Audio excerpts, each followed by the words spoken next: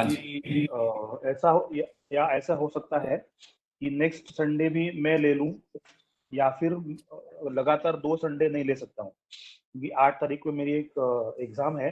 तो 8 तारीख को मेरा वैसे आएगा हाँ हाँ। नेक्स्ट वाला जो है, तो सीक्वेंस में। तो या तो मैं ये रविवार को अगले नेक्स्ट संडे को भी ले लेता हूँ, या फिर 8 तारीख के बाद वाले संडे 2 ले लूंगा, ऐसा हो सकता है। दोनों में से वैसे जैसा आपको आप स्विच कर लीजिए वैद्य अमोल जी के साथ में, ठीक है, ठीक है। है ना? तो एक बार बात हाँ, करके फिर आप ठीक बस है, मैसेज भेज दीजिएगा ग्रुप के अंदर, ठीक है, ठीक जैसे है। भी होता है। तो वो कोई बात नहीं। अच्छा, वैसे 15 तारीख को तो शायद क्लास है नहीं, 16 की अच्छा, क्लास है। 16 को सोमवार है ना? हाँ जी। अ, अच्छा, ठीक है, बात करेंगे फिर। है ना? 16 और ऐसा है, अगर आप अगली लेंगे तो वो कोई नहीं, 8 तारीख की क्लास जो है वैद्य अमोल ले लेंगे, और 16 तारीख तो वैसे भी उन्हीं का ही शेड्यूल है। अच्छा, तो फाइन। तो मैं आप, हाँ नेक्स्ट संडे वाला मैं ले लेता हूँ, तो उसके बाद। हाँ, और 8 तारीख वाला जो आपका जिस दिन एग्जाम है उस दिन अगर वो ले लें तो कोई दिक्कत नहीं है, हाँ, परफेक्टली ओके। हाँ, हाँ, हाँ, हाँ, ठीक है। है ना? तो आप चर्चा करके मैसेज भेज दीजिए। ठीक, ठीक है, ठीक है। चलिए। तो शुरू करेंगे। हाँ ओके, ओके। तो अभी तक हमने 3 अध्याय देखे। तो आयुष काम्य, फिर दिनचर्या, ऋतुचर्या, और उसके बाद फोर्थ है रोगानुत्पादनीय अध्याय। तो रोगानुत्पादनीय means the way in which disease is not produced, मतलब रोग कैसे ना हो। रोग अनुत्पादनीय, उत्पादन का जो है, उत्पादन मतलब उत्पन्न होना, अनुत्पादनीय मतलब ना होना। तो रोग किस तरह से नहीं होंगे, उसके लिए जो भी कारण है, उसके संदर्भ में यहाँ पर चर्चा की है इस अध्याय में। तो उसमें एक इम्पॉर्टेंट बात यह है कि वैसे रोग ना होने के लिए बहुत सारे कारण हैं, लेकिन ये विशेषतः ये अध्याय जो बाद में हम देखेंगे, तो उसमें थोड़ा सा हमें लगेगा कि ये इसका नाम ऐसा क्यों रखा। तो रोगानुत्पादनीय करके, क्योंकि इसमें जनरली नेचुरल अर्जेस के बारे में इंफॉर्मेशन है। और जैसे हम पढ़ेंगे तो लास्ट जो उसकी लाइन है, उसमें वो लिखा है कि अ, रोगा सर्वेपि जायन्ते वेगोदीर्ण धारणे, मतलब जो सभी डिसीजेस जो होते हैं, तो वेग यानी नेचुरल अर्थ जो है, उसको रोकने से और नहीं आने पर उसका प्रवर्तन करने से होता है। मतलब आपको अगर कोई नेचुरल वेग आया है, मतलब आपको जाना है टॉयलेट को के लिए, और आप नहीं गए, तो उसके वजह से रोग हो सकता है, हो सकते हैं। अगर दूसरी बात, आपको नहीं है अर्ज आया है, और फिर भी आप ट्राई करें, क्योंकि हम आपको ऑफिस जाना है, कहीं बाहर जाना है, तो उसके पहले इवैक्यूएट करना जरूरी है, तो वो आपने किया, तो वो दोनों जो है responsible for production of disease. तो ये अगर हम नहीं करेंगे तो मोस्ट ऑफ द डिसीजेज जो है हम प्रिवेंट कर सकते हैं। इसलिए इसका नाम रोगानुत्पादनीय ऐसे रखा है कि ये बहुत दुर्लक्षित विषय है कि बहुत ज्यादा उसके ऊपर ध्यान नहीं दिया जाता। तो लेकिन ये बहुत इम्पोर्टेंट कारण है रोग उत्पन्न होने का, इसलिए उसका रोगानुत्पादनीय करके नाम दिया। रोग अनुत्पादनीय, तो वेग उदीरण और धारण करने से रोग होते हैं। तो जिस वजह से रोग नहीं होंगे, इसका मतलब उसके अपोजिट, कि जो भी नेचुरल अर्जेस हैं, वो हम ठीक तरह से अगर उसका जब जिस समय पर आएगा उसका हम अर्जेस को कंप्लीट करेंगे, तो फिर रोग होंगे ही नहीं। इसलिए इसका नाम रोगानुत्पादनीय ऐसा करके रखा हुआ है। तो इसलिए इसका जो अध्याय का नाम है, इस तरह से हम जस्टिफाई कर सकते हैं कि नाम का इसके अंदर जो भी डिस्क्रिप्शन दिया है, उसके साथ इसका रिलेशन इस तरह से है। तो वैसे आयुर्वेद में 2 प्रकार के वेद बताए हैं, धारणीय और अधारणीय। मतलब those urges which should be suppressed and those which should not be suppressed. मतलब ऐसे जो वेग हैं, वेग मतलब हमें कुछ करने की इच्छा होती है, तो ऐसे जो है जिन वेगों को हमको रोकना चाहिए, कि जो हर बार हमें उसको प्रवृत्त करना है ऐसा जरूरी नहीं है। तो जनरली जो मानसिक वेग जो है, मन में बहुत अलग अलग प्रकार के विचार ख्याल जो आते हैं, उनको हमको थोड़ा सा नियंत्रित करना जरूरी होता है। लेकिन जो शारीरिक वेग जो है, उनको हमें नियंत्रित नहीं करना चाहिए, क्योंकि उनसे बहुत सारे अलग अलग डिसीजेस दिए हैं। तो मानसिक वेगों के ऊपर इस अध्याय में ज्यादा डिस्क्रिप्शन नहीं है, क्योंकि ये आयुर्वेद का बहुत ज्यादा विषय नहीं है, वो योग की तरफ ज्यादा जाता है, इसलिए उसको बहुत ज्यादा डिस्क्राइब नहीं किया है। तो उसमें जो हम जो बुक रेफर कर रहे हैं, उसमें उन्होंने दिया है कि धारणीय वेगों के प्रकार, कि जो हमको उसको नियंत्रण कंट्रोल करना है ऐसे। तो काम क्रोध लोभ वगैरह जो उसमें सब कुछ षड्रिपु और बहुत सारी चीजें चीजें जो है वो उसके अंदर आती है, लेकिन उसके बारे में यहाँ पर डिस्क्रिप्शन नहीं किया है। हम केवल शारीरिक वेगों के बारे में ही यहाँ पर विचार करेंगे, ऐसा उन्होंने पहले डिस्क्राइब किया है। तो जिनको हमें रोकना नहीं चाहिए, जब भी उसका हमें वेग होगा तो उस समय उसका प्रवर्तन कर देना चाहिए, उसको निकाल देना चाहिए। तो इसमें उन्होंने 13 या 14 प्रकार के वेगों का वर्णन किया है। वैसे 14 है, लेकिन हम जो फर्स्ट सेंटेंस में देखेंगे वो 13 ही है। वेगान न धारयेत ऐसे वेग जो जिनको धारण नहीं करना चाहिए, जिनको रोकना नहीं चाहिए, ऐसे जो है वात, विट, मूत्र। अभी यहाँ पर विण मूत्र ऐसा वर्ड आया है, तो संस्कृत भाषा का जो एक संधि का नियम है, उसके हिसाब से वो त का ण हो गया है। मतलब ऐसा है कि कोई भी व्यंजन के आगे अगर अनुनासिक आता है, मतलब लास्ट जो लास्ट जो अक्षर है, अल्फाबेट है, यम गण न, उनमें से अगर कोई आता है तो उसी वर्ग का लास्ट जो अनुनासिक है वो उसमें कन्वर्ट होता है। मतलब विट जो है वो ट एक अल्फाबेट वहां पर आता है, लेकिन उसके बाद म आया है, अनुनासिक व्यंजन आया है, तो इसलिए ट का कन्वर्ट हो गया ण में। तो इसलिए विण मूत्र ऐसा उसका जो है, जब हम श्लोक में कहेंगे तो ऐसे होता है। तो इसलिए वेगान धारयत वात विट मूत्र, वो ट है, विट मूत्र, चव, त्रुट, सुधा, निद्रा, कास, श्रमश्वास, जृंभा, अश्रु, छर्दी, रेतसाम। ये 13 प्रकार के वेग उन्होंने दिए हैं, लेकिन एक्चुअली वो 14 है। जैसे आगे हम ट्रांसलेशन में देखेंगे तो एक लास्ट वाला जो है उनमें लिखा है उद्गार, तो उसका यहाँ पर नाम लिया हुआ नहीं है। जब आप ट्रांसलेशन में देखेंगे कि उद्गार लिखा हुआ है, लेकिन ये जो हम जो पढ़े, वात मतलब वायु का वेग, मतलब वो इसमें नहीं है। वो पहला है। दूसरा है विट मतलब पुरुष, यानी फीसेस, तो टॉयलेट का जो अर्थ है वो। तीसरा है मूत्र मतलब यूरिनेशन। फिर आता है सवथु, सवथु का मतलब है छींक आना। फिर त्रुट मतलब प्यास लगी है तो उसको रोकना। सुधा मतलब भूख लगी है लेकिन अन्न नहीं लेना। निद्रा, नींद आई है फिर भी सोना नहीं, मतलब नहीं सो रहे, तो ये सभी जो है धारण नहीं करना चाहिए। ये सब मतलब वात, विट, मूत्र, क्षवथु, तृष्णा, सुधा, निद्रा, कास मतलब खांसी आ रही है उसको हमने रोक लिया। श्रम श्वास मतलब हमने परिश्रम किया है बहुत और उसकी वजह से हमारा जो सांस फूल रही है उसको हमने फूलने नहीं दिया, रोक लिया।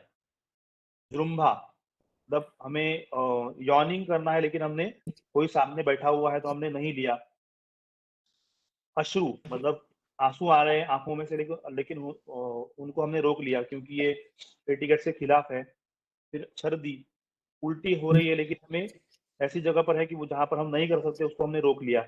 फिर रेतसाम मतलब सीमेन का वेग आया, हमने उसको रोक लिया। तो हम ये सभी जो है 13 है। और लास्ट यहाँ पे दिया ट्रांसलेशन में उद्गार। उद्गार का इसमें नाम आया नहीं है, तो ऐसे 14 कैसे हो गए? तो फिर तो एक्चुअली जो वात है तो दो प्रकार के वात है, ऊर्ध्ववात और अधोवात। मतलब ऊपर से जो वात आएगा उसको हम बोलेंगे उद्गार मतलब बेल्चिंग, और नीचे से जो आएगा उसको बोलेंगे अधोवात, तो वो फ्लैटस।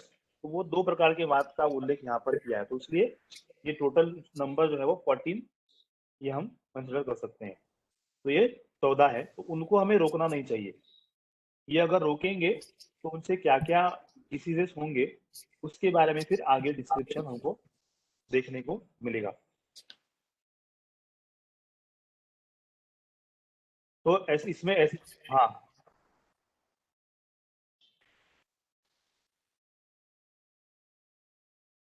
म्यूट है आप,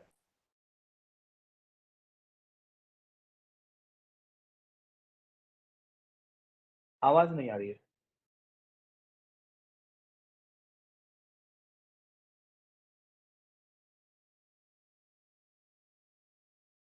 अनम्यूट नहीं हो रहा है क्या? अभी हो रहा है। हाँ हाँ हाँ हाँ। सर, उद्वेग किसको कहते हैं? उद्वेग, हम उद्वेग उद्वेग मराठी में कहते हैं वो इरिटेशन एंड नहीं, फ्रस्ट्रेशन, यहाँ लेकिन आयुर्वेद नहीं, में उद्वेग का मतलब है कुछ। नहीं उद्वेग है ही नहीं इसमें। अच्छा, उद्वेग उद्गार है। उद्गार है, उद्गार हम्म, मतलब बेल्चिंग। हो गया। मैंने बोला ऊर्ध्ववात और अधोवात, मतलब ऊपर से आएगा तो उसको बोलेंगे उद्गार, नीचे से जाएंगे तो बोलेंगे मतलब अधोवात, ऐसा है। तो इस तरह से ये आपको रोकना नहीं है।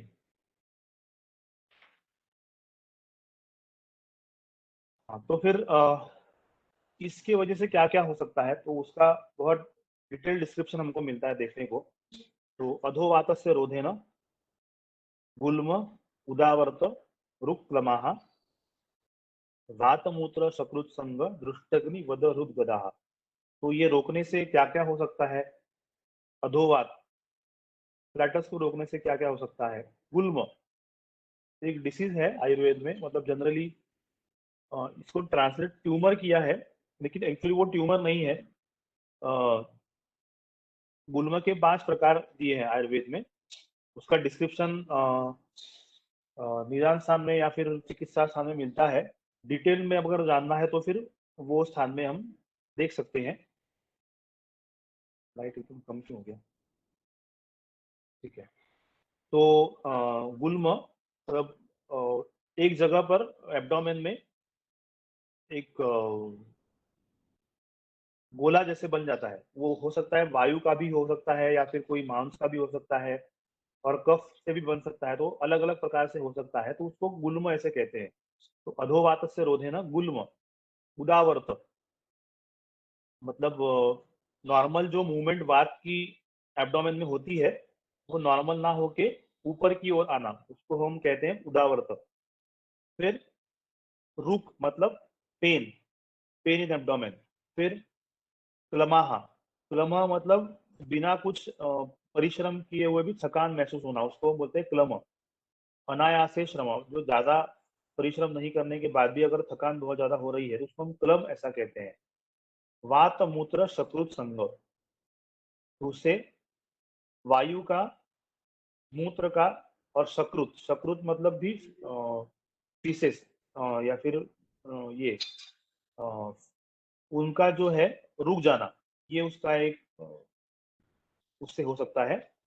और उसके बाद थोड़ा सा एक अलग ही टाइप का है, फिर दृष्टि वध एक उसमें आया कि अगर अधोवात को रोकेंगे तो आंखों की रोशनी भी जा सकती है। ये उसका एक जो हमें नहीं, ऐसा भी हो सकता है। तो ये हमको थोड़ा सा अलग लग सकता है कि ये थोड़ा उसका रिलेशन इसके साथ बहुत ज्यादा है नहीं, तो उसके वजह से ये हो सकता है। लेकिन ये दिया हुआ है कि दृष्टिवध और अग्निवध, अग्निवध मतलब भूख ना लगना, ये एक है। और हृदगदाह और कार्डियक डिसऑर्डर्स, मतलब हार्ट के डिसीज हो सकते हैं। तो अधोवात से रोधे ना ये सारी चीजें हो सकती हैं। मतलब इसका मतलब ये नहीं कि आज हमने रोक दिया फ्लैटस के वेग को और दूसरे दिन ये सब हो गया, ऐसा नहीं है। वेग को धारण करना इसका मतलब बार बार आप अगर ऐसा कर रहे हैं किसी कारण से, मतलब आप दिन भर कहीं बिजी है और वहां पर आपको ऐसा अर्ज आए कि आप फ्लैटस को आपको डिस्चार्ज करना है लेकिन आप नहीं कर पा रहे हैं, तो ऐसा बार बार अगर हो रहा है तो फिर ऐसे हो सकता है। और हमारे यहाँ पर जो क्लिनिकल मीटिंग होती है उसमें ऐसे कुछ एग्जाम्पल भी आए हैं कि अम, दिखाई नहीं दे रहा है, कोई पेशेंट आया उसको नहीं दिखाई दे रहा है और उसके बहुत सारे ट्रीटमेंट हो गए लेकिन फिर भी उसको आराम नहीं मिल रहा है। लेकिन उसका जो है उसकी हिस्ट्री लेने के बाद ये पता चला कि वो बार बार अधोवात के वेग को रोकने का उसका आदत थी। मतलब मीटिंग में बैठने की वजह से वो नहीं कर पाते हैं बहुत बार। तो और उनको प्रॉब्लम था, तो फिर ये उसकी वजह से उनका, जब उनको जनरली वात का जो व्याधि होता है उसका बेस्ट ट्रीटमेंट जो है बस्ती कहते हैं, एनिमा। तो वो जो प्रॉपरली ट्रीटमेंट करके एनिमा उनको दे दिया, तो धीरे धीरे उनकी दृष्टि भी वापस आ गई। मतलब जो नहीं दिख पा रहे थे तो उनको दिखने लगा। तो हर बार ऐसा ही होगा ऐसा नहीं कि अगर किसी को दिख नहीं रहा तो डायरेक्टली हम ये कंक्लूजन तो नहीं पहुंचना चाहिए कि उसको उन्होंने ये किया होगा कि अधोवात के रोग का प्रवर्तन नहीं होने दिया है। ऐसा हर बार ऐसे ही होगा ऐसा नहीं, लेकिन that may be one of the reason. हाँ, मतलब वो अगर नहीं दिख रहा है तो ये बहुत सारी जो उसके रीजन हो सकते हैं, उनमें ये भी एक रीजन हो सकता है। ये हमको ध्यान में रख सकते हैं। तो ऐसा एग्जाम्पल एक हमें देखने को भी मिला है। मतलब हमें जो क्लिनिकल मीटिंग में 2-3 वैद्य लोगों ने एग्जाम्पल के बारे में डिस्कस भी किया हुआ है। ये हो सकता है, ये हमने देखा है। मैंने देखा नहीं, लेकिन है कुछ लोगों जिन्होंने देखा है, ऐसा हो सकता है दृष्टिवर्धक। फिर दूसरा है, अ, अभी उन्होंने इससे क्या होगा वो तो बता दिया, लेकिन उसका ट्रीटमेंट क्या है वो आगे थोड़ा सा आएगा। फिर सकृत, सकृत मतलब फीसेस। तो संस्कृत भाषा की एक बहुत बड़ी एक ये है कि उसमें एक ही वर्ड के, एक ही मीनिंग के अलग अलग वर्ड्स बहुत सारे मिलते हैं। तो सकृत या फिर विट है, पुरीश है, तीनों भी वर्ड एक ही मीनिंग के हैं। तो सकृत मतलब फीसेस। तो सकृत के वेग को रोकने से क्या होगा? मतलब आपको टॉयलेट जाना है लेकिन आप नहीं गए, तो पिंडी को द्वेष्ट, ये तो हमने बहुत बार अपने खुद भी अपने महसूस किया होगा कि अगर आप आपको टॉयलेट जाना है लेकिन आप नहीं गए, तो पिंडी को द्वेष्ट मतलब काफ मसल्स में आपको क्रैम्प्स आए, ऐसा लगता है। आपने आपने भी उसका थोड़ा सा एक्सपीरियंस कभी या कभी किया होगा। फिर प्रतिशाय पर जुकाम हो जाता है, शिरोरुझा, सर दर्द होता है, ऊर्ध्व वायु मतलब वायु जो है ऊपर की तरफ आता है। अगर नीचे से अगर वो नहीं जा रहा है पुरुष तो ऊपर की ओर आएगा। हृदय से ऊपर उदनम मतलब हृदय में जकड़न जैसे लगता है।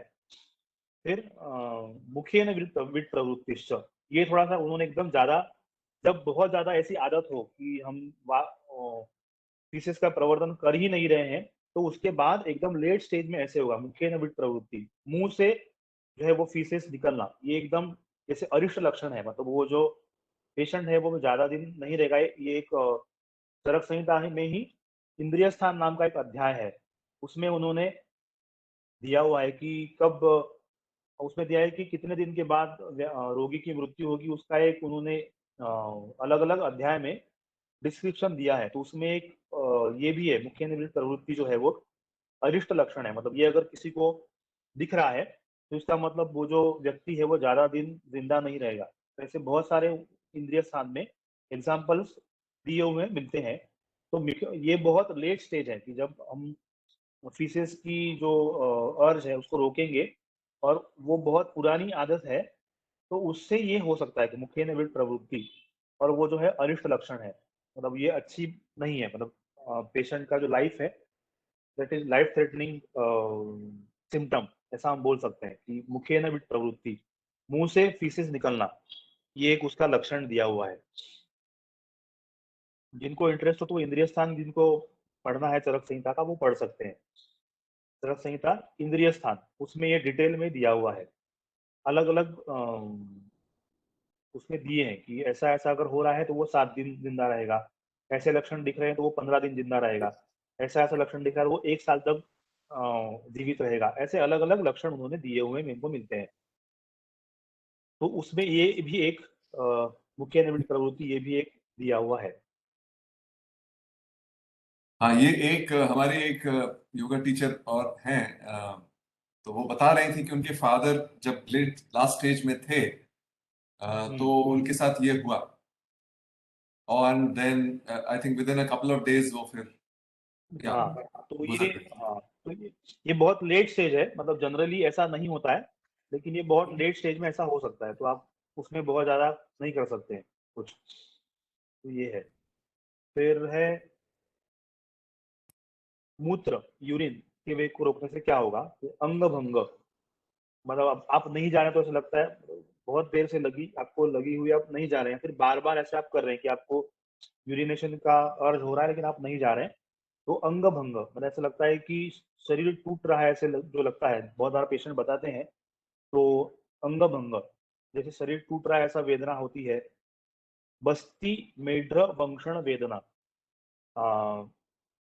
बस्ती मतलब ब्लैडर में पेन होता है, मेढ्र मतलब पेनिस में पेन होता है, उसके बाद वंक्षण ग्रॉइन रीजन में पेन होता है, और ये सब मूत्र के वेग को रोकने की वजह से हो सकता है। और मूत्रस्रोधात, ये मूत्र के वेग को रोकने से ये सब होंगे। पूर्वेच प्रायो रोगः, और उसके पहले जो रोग बताए हैं, मतलब वात को रोकने से जो भी व्याधि दिए हैं और पुरुष के वेग को रोकने से जो भी सिम्टम जो दिख रहे हैं, वो सिम्टम भी मूत्र के वेग को रोकने की वजह से हो सकते हैं। तो पूर्वेच प्रायो रोगाः, मतलब पूर्व पहले जो बता दिए हैं दो, वो रोग भी हो सकते हैं। ये दोनों भी उसमें इंक्लूड है, मतलब जो अधोवात के रोग रोकने से जो भी व्याधि दिए हैं वो, और पुरुष वेग को सकृत वेग को रोकने से जो भी व्याधि दिए हैं, वो सभी व्याधि मूत्र के वेग को रोकने के वजह से भी हो सकते हैं। फिर उसका फिर ट्रीटमेंट दिया है, तीनों का मिला के दिया है, तो वात शक्रुन और मूत्र, तो तद औषधम, उसका औषध क्या है? वर्ती अभ्यंग अवगाहाश्च स्वेदनम बस्तिकर्म च अन्नपानम च विडभेदी विडरोधोत्थेषु यक्ष्मसु मूत्रजेषु तु पाने च प्राग्भक्तं शस्यते घृतं जीर्णान्तिकं च उत्तमया मात्रया योजनाद्वयम् अवपीडकमेतच्च संज्ञितम्। तो अधोवात और शकृत, इन दोनों के वेग को रोकने से जो भी व्याधि होंगे, उनके लिए क्या क्या ट्रीटमेंट है? तो एक वर्ती, मतलब जो सपोजिटरीज डालते हैं, रेक्टल सपोजिटरी, मतलब उससे फीसेस का बाहर निकलना आसान होता है, सपोजिटरी बोलते हैं उसको। मतलब जब एक कैप्सूल जैसे होता है, तो उसमें कुछ ऐसे मेडिसिन होता है कि जिससे फीसेस का जो प्रवर्तन ठीक से होगा, मतलब मल प्रवृत्ति ठीक से होगी, ऐसे ड्रग्स उसमें रहते हैं, मतलब मेडिसिन उसमें रहता है। तो उसको रेक्टल सपोजिटरी करके उसका यूज करना। फिर अभ्यंग, मतलब तेल का या फिर इसका मालिश करना, मसाज। अवगाह, मतलब गर्म पानी में बैठना, या फिर गर्म पानी के टब में बैठना, जो टब बाथ जिसको बोलते हैं वो। स्वेदन, मतलब जिसको हम पसीना लाने के लिए जो भी हम करते हैं कि वो चेंबर में बैठकर भाप लेना पूरे शरीर को, जो हम स्वेदन, हम आगे पंचक्रम का पूर्व क्रम करके देखेंगे, स्वेदन वो कराना। फिर बस्तिकर्म मतलब एनिमा, ये तो ऑब्वियस है कि अगर पूरी शरीर का ठीक से नहीं हो रहा तो एनिमा देना ये एक बेस्ट ऑप्शन है। फिर अन्न पानम च विड़भेदी, फिर अन्न और लिक्विड, ऐसा लिक्विड जो विड़भेदी, मतलब जो पर्गेशन करेगा, ऐसे आहार विहार, आहार और पानी, पान मतलब लिक्विड फ्लूइड, इनका सेवन करना। ये विडरोधोत्थेषु यक्ष्मसु, विडरोध मतलब हाँ, म्यूट म्यूट है, आपका म्यूट है। सॉरी, वर्ती और बस्ती में क्या फर्क है? वर्ती ये सॉलिड है, मतलब जो हम अच्छा, कैप्सूल बनाते हैं वो रेक्टम में इंसर्ट करना, वो है वर्ती। बस्ती ये लिक्विड होता है, उसमें या तो ऑयल भी रह सकता है या फिर काढ़ा या फिर ऐसा भी रह सकता है, वो अलग है। ठीक। हाँ। फिर हम्म, हाँ, विडरोधोत्थेषु यक्ष्मसु, विड मतलब पुरुष के वेग को रोकने से, यक्ष्मा मतलब व्याधि, डिजीज। यक्ष्मसु मतलब ये यक्ष्म मतलब व्याधि में क्या क्या करना है, तो ये सभी ऊपर बताए हुए जो ट्रीटमेंट है वो हमको करना है। फिर मूत्र जेशुदु पाने च, अभी इसके बाद आया है कि मूत्र के वेग को रोकने से क्या करना है। तो ये दोनों के पहला जो बताया वो दोनों के लिए, अधोवात और पुरुष, ये दोनों के वेग को रोकने से जो भी हो रहा है उसके लिए ऊपर वाला बताया। फिर उसके बाद आता है कि मूत्र जेशुदु पाने च, मूत्र के वेग को रोकने से जो भी व्याधि होंगे उनके लिए क्या करना है, तो उसके लिए एक वर्ड आया है अवपीडक घृतपान। लास्ट जो वर्ड है अवपीडकम एतच्च संस्थितम। तो अवपीडक मतलब एक घृतपान का एक प्रकार है, अवपीडक घृतपान। तो उसका वो क्या है, वो पहले उन्होंने डिस्क्राइब किया है। तो पाने च प्राग भक्तम शस्यते घृतम, खाना खाने से पहले घी पीना है। या फिर जीर्णांतिकम मतलब जो हमने खाना जो खा लिया है वो जब डाइजेस्ट पूरी तरह से हो जाएगा उसके बाद उत्तमाया मात्रया। तो हम जब वमन विरेचन वाला जो चैप्टर देखेंगे या स्नेहन छेदन वाला चैप्टर देखेंगे तो उसमें हम एक स्नेहपान की मात्रा होती है कि जैसे हम वमन कराते हैं तो उसके पहले हमको 7 दिन तक घी पीने के लिए दिया जाता है। तो जो है तो पहले दिन थोड़ा कम देते हैं, दूसरे दिन उसका उसका डोज बढ़ाते हैं, थर्ड डे उसका डोज और बढ़ाते हैं, तो लास्ट डे उससे ज्यादा क्वांटिटी में जो है वो घी पीने के लिए देते हैं। वो लगभग 200-250 ml घी भी हमको वो पिलाने के लिए देते हैं। वो है उत्तम मात्रा। तो उत्तम मात्रा किस किस तरह से डिसाइड होता है कि उत्तम मात्रा का मतलब ये है कि जो घी पीने के बाद पूरे दिन भर 24 आवर्स अगर भूख नहीं लगेगी तो वो जो मात्रा है उसको हम बोलेंगे उत्तम मात्रा। तो हमने अगर आज सपोज बिना सुबह उठने के बाद बिना कुछ खाए पिए अगर 10 ml घी अगर पी लिया तो हमको 2-3 घंटे भूख नहीं लगेगी। ठीक है, तो ये ह्रस्व मात्रा हो गई। तो ऐसा जो मात्रा डोज जो हम ले लेंगे, सपोज हमने 200 ml घी पी लिया एक साथ सपोज, और हमको अगर पूरा दिन भर मतलब 24 आवर्स तक भूख लगेगी नहीं लगी और 24 आवर्स के बाद अगर भूख लगी तो उसको हम बोलेंगे कि वो घृत की उत्तम मात्रा है। तो उतनी मात्रा में घी का हमको पीना है, या तो खाना खाने से पहले या फिर पूरा भोजन डाइजेस्ट हो जाने के बाद। तो ये जो टाइप ऑफ घृतपान है उसको यहाँ अवपीडक घृत ऐसा करके दिया है। तो ये हमको लेना है, तो उससे जो है मूत्र वेग से होने वाले जो डिसीजेस हैं वो नहीं होंगे, फिर उस वो ठीक हो सकते हैं। तो उसको अवपीडक घृतपान ऐसा बताया हुआ है।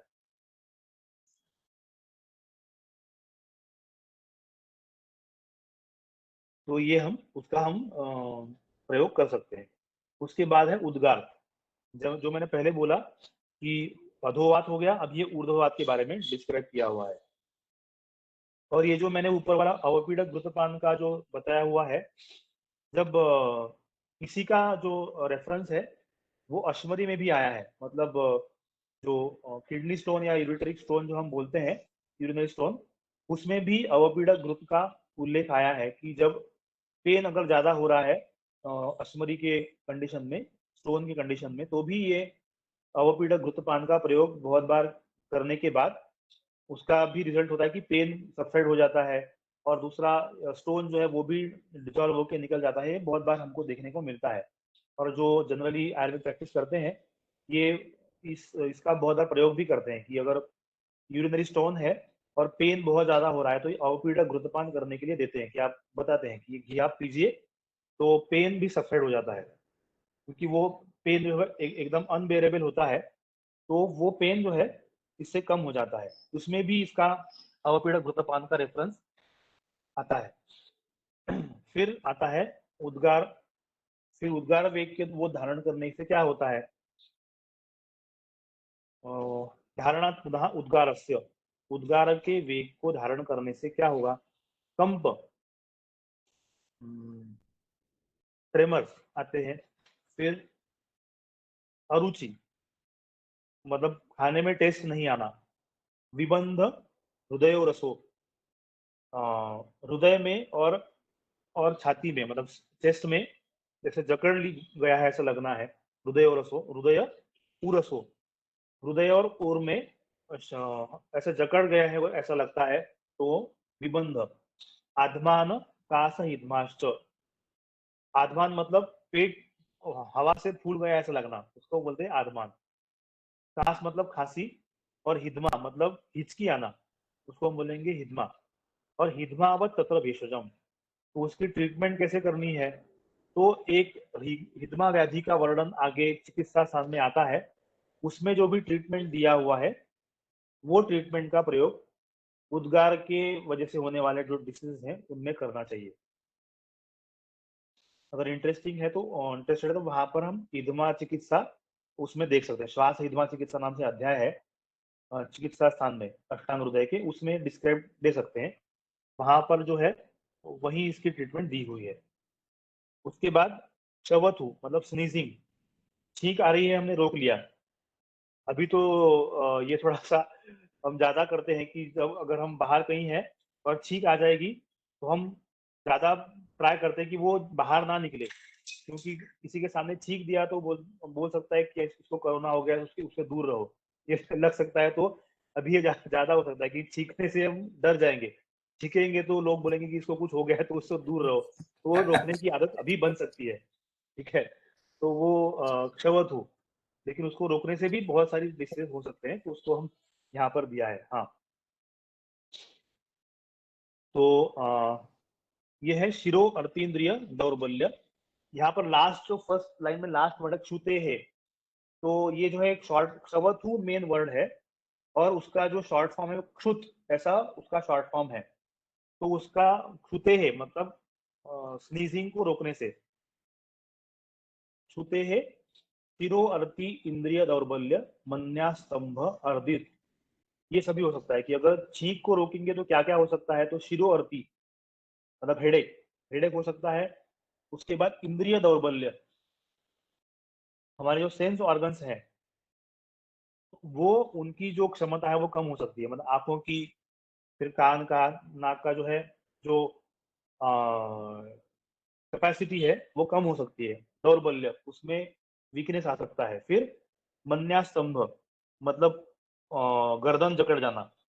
ठीक है, अर्दित फेशियल पाल्सी, ये भी हो सकता है अगर स्नीजिंग को रोकेंगे तो। ये सभी डिसीजेस अगर क्षवथु को रोकेंगे तो होंगे। वो और उसका ट्रीटमेंट क्या है फिर? तीक्ष्ण धूम मतलब धूमपान, मतलब एक धूमपान भी आगे जाकर आएगा कि धूमपान मतलब जो हम सिगरेट वगैरह उसकी बात नहीं है, मेडिकेटेड धूम है उसका हमको हमको लेना है, तो धूमपान। लेकिन वो तीक्ष्ण औषध मतलब जिसका बहुत ज्यादा पोटेंसी है, ऐसे औषधियों को डाल के उसका धूमपान लेना है। फिर अंजन, आंखों में सुरमा लगाना। उसके बाद घ्राण नावन अर्क विलोकन ही। फिर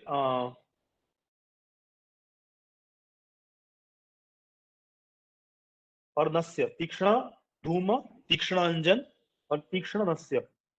नस्य तीक्ष्ण द्रव्यों से जो हम नस्य करते हैं, नाक में जो तेल या फिर पाउडर जो डालते हैं उसको नस्य बोलते हैं, नावन, तो वो करना है।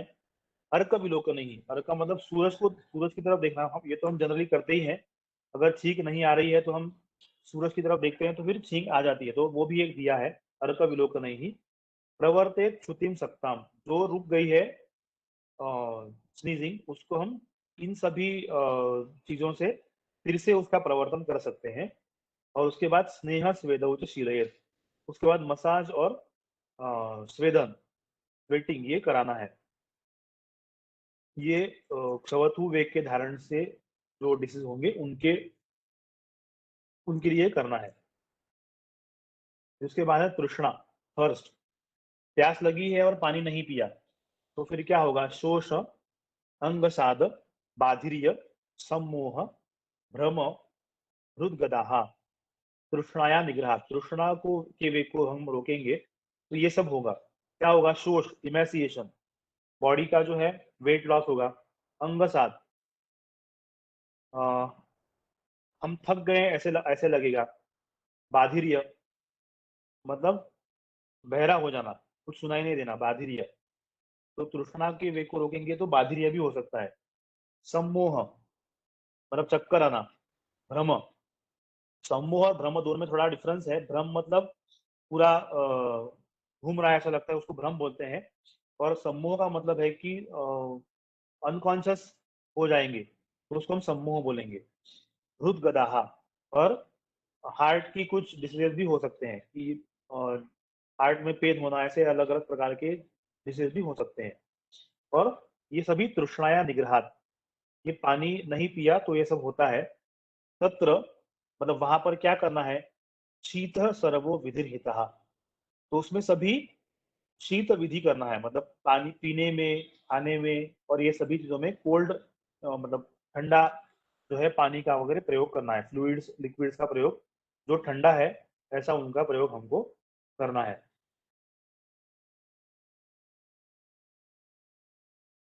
फिर क्षुधा, भूख लगी है लेकिन हमने खाना नहीं खाया है तो क्या होगा, तो अंग भंग अरुचि ग्लानि पारस्य शूल भ्रमः क्षुधा, तत्र योज्यम लघु स्निग्धम उष्णम अल्पम च भोजनम। तो अगर भूख लगी है अगर खाना नहीं खाया तो क्या होगा, अंग भंग मतलब सभी शरीर में टूट रहा है ऐसा जो पेन होता है उसको अंग भंग ऐसे बोलते हैं। अरुचि मतलब भूख ना लगना, मतलब कोई टेस्ट नहीं आना, मुंह में टेस्ट नहीं आना उसको हम बोलते हैं अरुचि। अब ग्लानि मतलब थकान महसूस होना। कार्श्य इमेसिएशन मतलब वेट लॉस। और शूल पेन इन एब्डोमेन दर्द होना। फिर भ्रमाहा चक्कर आना। ये सभी जो है हमने खाना नहीं खाया तो हो सकता है। तत्र योज्यम अगर ऐसा है, जब समय है उस समय पर खाना अगर नहीं खाया है तो ये सभी हो सकता है। अगर फिर उसके लिए क्या करना है, तो तत्र योज्यम लघु स्निग्धम उष्णम अल्पम च भोजनम। तो हमने खाना नहीं खाया तो एक बार अगर हमने उपवास कर लिया तो उसका दूसरी बार में बहुत ज्यादा खाना खा लेना ऐसा उसका मतलब नहीं है। तो तब आपको लघु स्निग्ध उष्ण अल्प, कम मात्रा में, जो पचने में हल्का हो और जो स्निग्ध हो और उष्ण मतलब ताजा है, ऐसे आहार का सेवन करना है। तो ऐसा नहीं कि अगर हमने आज उपवास कर लिया तो दूसरे दिन बहुत पेट भर के खाना है, ऐसा नहीं करना है, क्योंकि हमने तब क्षुधा के वेग को रोक दिया है। तो उससे अग्नि भी कम हो जाता है, इसलिए नॉर्मल कंडीशन में लाने के लिए लघु स्निग्ध उष्ण अल्प इस तरह का भोजन हमें दूसरे दिन करना चाहिए, भरपेट खाना नहीं खाना चाहिए। फिर है निद्रा। नींद आ रही है लेकिन काम अभी बाकी है तो नहीं सो रहे हैं, तो उसको बोलते हैं निद्रा वेग को धारण करना। निद्राया मोह मूर्धाक्षी गौरव आलस्य जृंभिका अंगमर्दश्च। तो निद्रा के वेग को अगर रोकेंगे तो क्या करना चाहिए, मोह मूर्धा,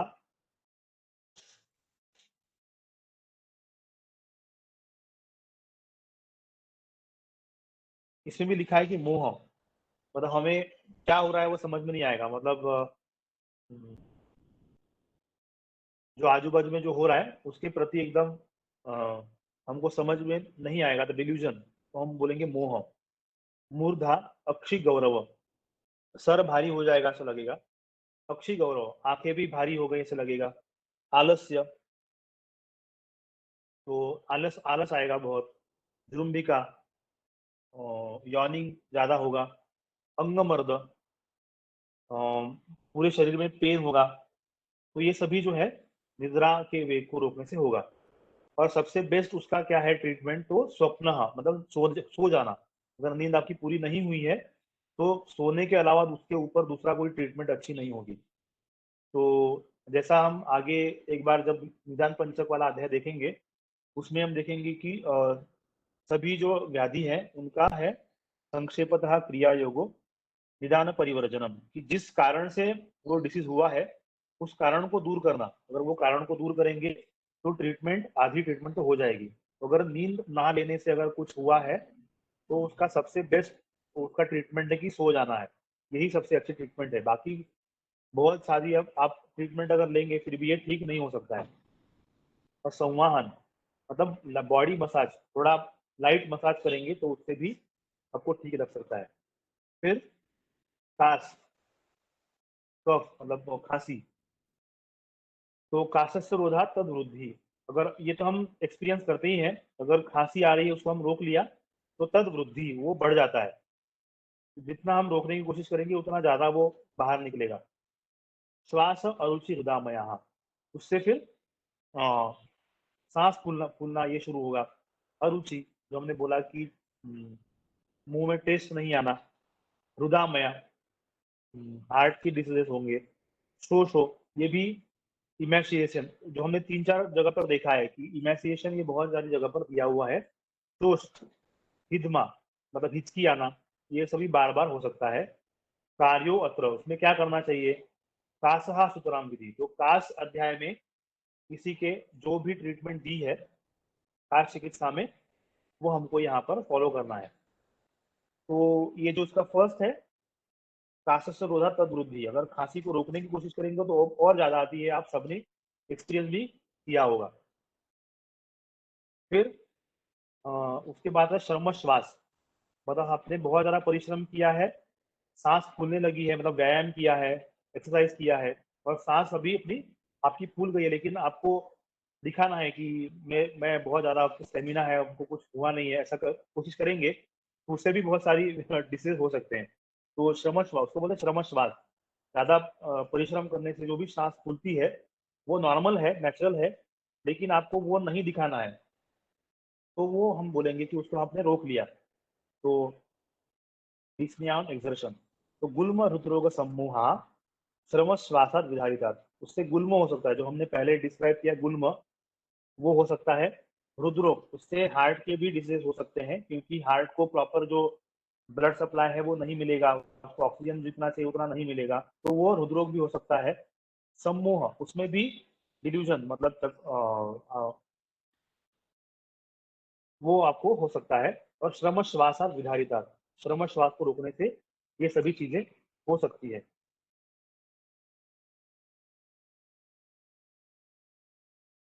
फिर हितम विश्रमणम तत्र वातगुणश्च क्रियाक्रमः, तो उसके लिए क्या करना है? तो आराम करना है, और वातग्न क्रियाक्रम, वात को कम करने वाले जो भी ट्रीटमेंट है, अभ्यंग है, स्नेहपान है, स्वेदन है, सभी चीजें आपको करनी है। वातग्नश्च क्रियाक्रमः।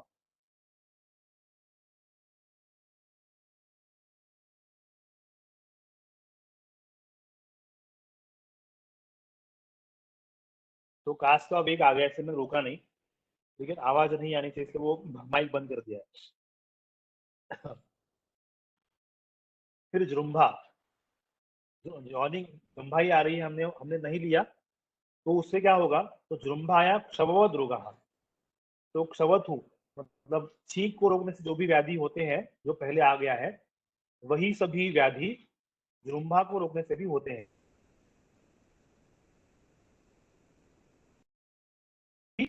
वात को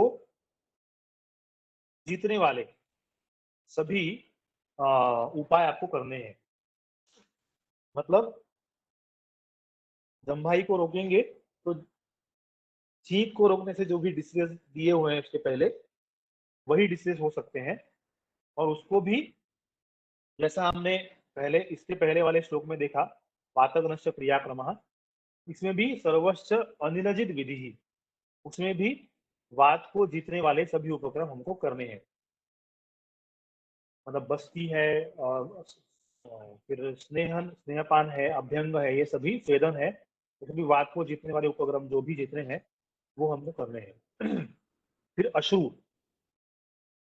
अश्रु को रोकने से भी काफी सारी व्याधियां हो सकती हैं। ये देखने से थोड़ा सा अटपटा लग सकता है, लेकिन आपको रोना है लेकिन आप पानी नहीं निकलने दे रहे हैं, तो क्या होगा? तीन अक्षी शिरो रुद्र रोग,